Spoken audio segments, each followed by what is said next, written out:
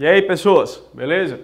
Estamos aqui novamente no CAEP Interativo com mais algumas diquinhas para vocês. Dessa vez para a FUVEST, beleza?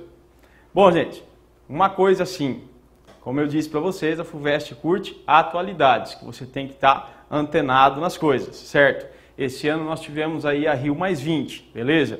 Além dos temas ecológicos abordados, eles falaram algumas coisas a respeito de biotecnologia.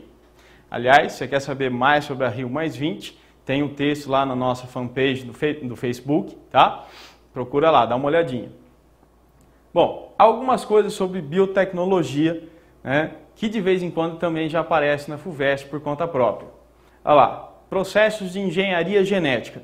O que vem a ser isso? Significa você reorganizar, remodular o DNA de um organismo para fazer aquilo que você quer, né? Tipo, ele produzir uma proteína diferente, fazer uma enzima diferente, ter uma cor diferente, alguma coisa assim. Isso só acontece graças a esse negocinho aqui, chamado enzima de restrição. O que vem a ser uma enzima de restrição? Ela corta a molécula de DNA em um determinado ponto. Aí, como é que ela sabe, tio? Eu vou lá e cochicho no ouvido dela, mané. Não. Os laboratórios específicos constroem as enzimas de restrição de acordo com o que é pedido para eles. Beleza? Corta lá o DNA numa sequência certinha que eu quero. E aí o que eu faço? Nas extremidades livres agora eu vou ligar as moléculas que eu quero. Ou vou identificar os pedaços que eu quero e ver o que eles fazem. Que proteínas serão produzidas a partir daí. Beleza? Outra coisinha, assunto bastante polêmico ainda, né, trazido lá para vocês. Questão dos transgênicos. O que é transgênico? O que é transgenia? Significa eu tirar um pedaço de DNA, um gene de um organismo e injetar no outro. O que vai ter nesse gene? Alguma coisa que me interessa, certo? E com isso eu vou fazer aquele organismo produzir alguma coisa diferente. Por exemplo, antigamente, as pessoas que tinham diabetes, que sofriam, ainda hoje sofrem com a questão da aplicação da insulina, certo? Mas hoje em dia a coisa está bem mais fácil. Antes a gente usava pâncreas de boi para extrair insulina. Hoje em dia a coisa é bem diferente. Você não precisa do boizão, aquele bichão, né? Não precisa do Marcelo ali. O que você faz? Bom, aliás, o que o pessoal fez, né? Bom, pegou um pedacinho lá do RNA mensageiro, que tem a sequência certinha, né, da proteína da insulina, transformou isso em DNA, através de uma enzima chamada transcriptase reversa, aquela mesma que tem no HIV, lembra? Certo? Transformou isso num plasmídio, uma molécula de DNA que algumas bactérias têm.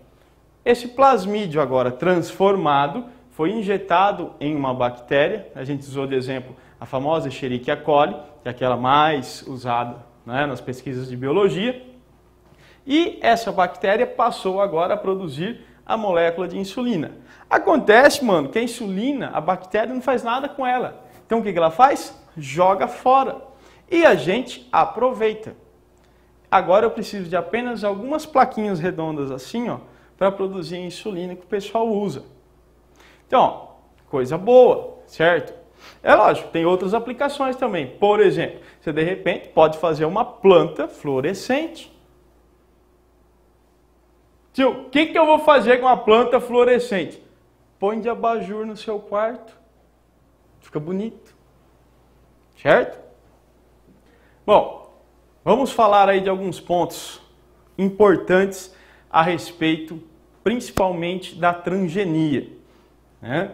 Gente, pontos positivos. Através de transgenia é possível você criar plantas resistentes a pragas.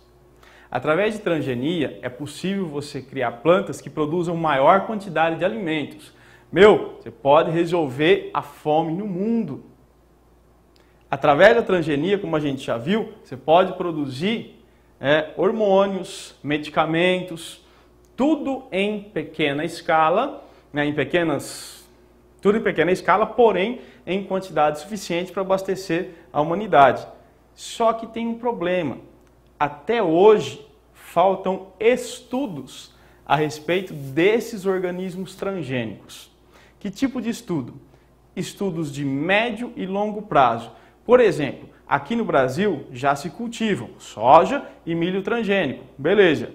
Só que ninguém sabe exatamente o que esses organismos podem fazer se eles forem parar em um ambiente natural. Qual vai ser o comportamento deles? Eles podem extinguir as plantas que já existem lá? A gente não sabe, certo? Então, ó, é bom, porém tem algumas ressalvas que talvez deveriam ter sido feitas, deveriam ter sido questionadas antes da liberação aí dos transgênicos. Mais um detalhe, alguns alimentos que você já consome, você aí na cadeira agora, mano, são transgênicos ou tem transgênicos na sua composição.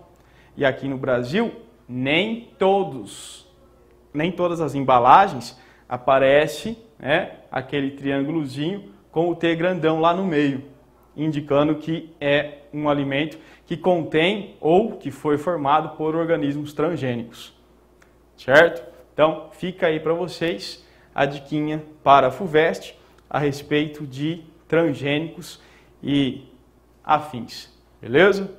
Então, a gente se vê na próxima. Até lá, um abraço.